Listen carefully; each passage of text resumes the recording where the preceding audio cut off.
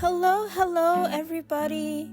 Um Hi again for March, cuz I know that I did mention last video that it would be my goal to post once a month, and considering that the month is almost ending as I'm editing this and as I'm recording, I don't even know if I'm going to get to post this within March. So happy March or happy April to anyone who's watching. Anyways, here I am with yet another interesting picture I found on Pinterest. I've recently made a Pinterest board titled Interesting Perspectives, and it's just a bunch of pictures that I think are just out of my comfort zone, because I really want to push myself out of my comfort zone in the sketchbook. It's my first sketchbook in a while that isn't for school, which is why I really want to give my all, and this is one of those things where I'm pushing myself out of my comfort zone. I'm painting in the book, and I'm filling the whole page, which is something I've surprisingly never done before. Never a full background, never any color, or I have colored, but not this much where it would fill the entire sketchbook, or rather the entire page. Hell, 2 pages. This is my first time making a consecutive drawing in 2 pages, a connected drawing. But I figured I would use 2 pages because this looks like a piece that should be painted big. It does not look like a piece that should be kept on one small page.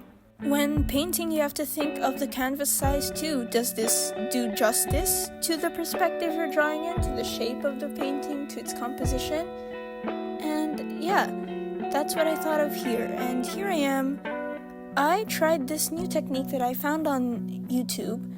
It's called, I think, patching. I learned it from Emily Hughes, and she mainly uses this on her portraits, I believe. And yeah, her portraits are amazing. I really love them. I aspire to paint like that one day. And it's basically where you take each big, more noticeable color and you just slap it on there in the rectangles of your paintbrush. You don't really focus on smaller details, you don't really blend as much, and then later on you just go back in with mid-tones and your smaller brush to detail should you want to put details. So yeah, here I am, and I'm showing you guys why the middle looks a little weird.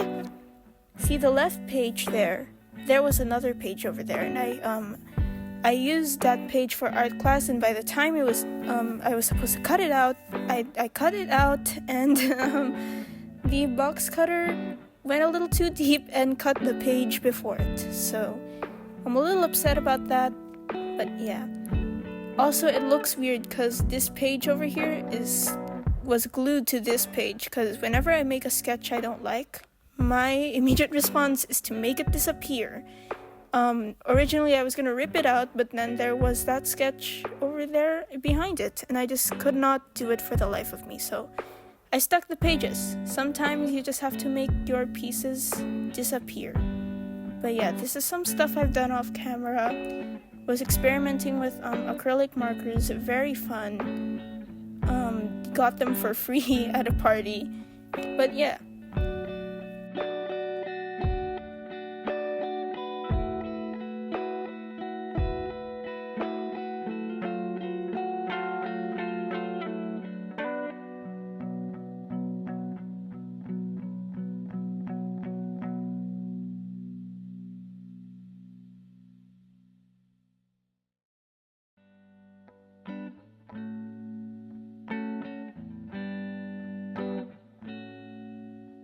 Now, sometimes there will be details that you won't realize until you're mid-painting, and this is one of those. I really liked how the jars on each of those shelves coincidentally were just their own primary color, red, yellow, blue.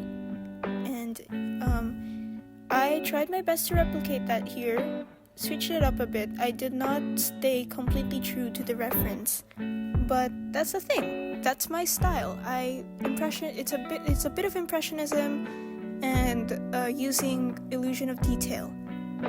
And hey, if that style works for you, then it works for you, and it's quite pleasing to the eye for me.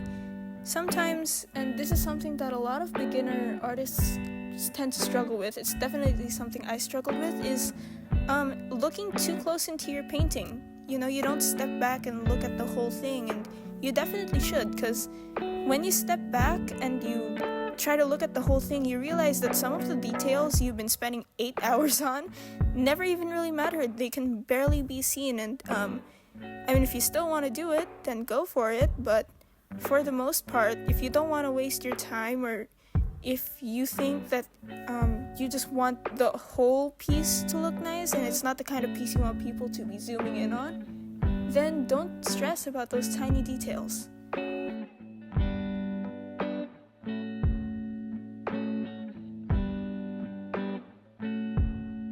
Now here you can see that I kind of smudged the paint at the hand to replicate that blur in the reference, just to suggest movement. I don't think I executed it that well, but hey, it's a learning experience for all of us. And yes, I did change the characteristics of the person in the photo. I modeled it after an OC I've been writing about. More on that in later videos. And yeah, here's the final piece. I'm really happy with it. For the first time, I've filled 2 pages in my sketchbook in one piece. It's something. It's good. Here I am just showing you guys how upset I am about the middle part, which got worse when I opened my sketchbook. The page almost fell out had I not glued it to the previous page. But yeah, overall, really happy. I like my color choices for this. I definitely lightened them up a bit more. And yeah, thank you all so much for watching. It's been a great 7 minutes with you guys. And I hope I can post again in April. Bye!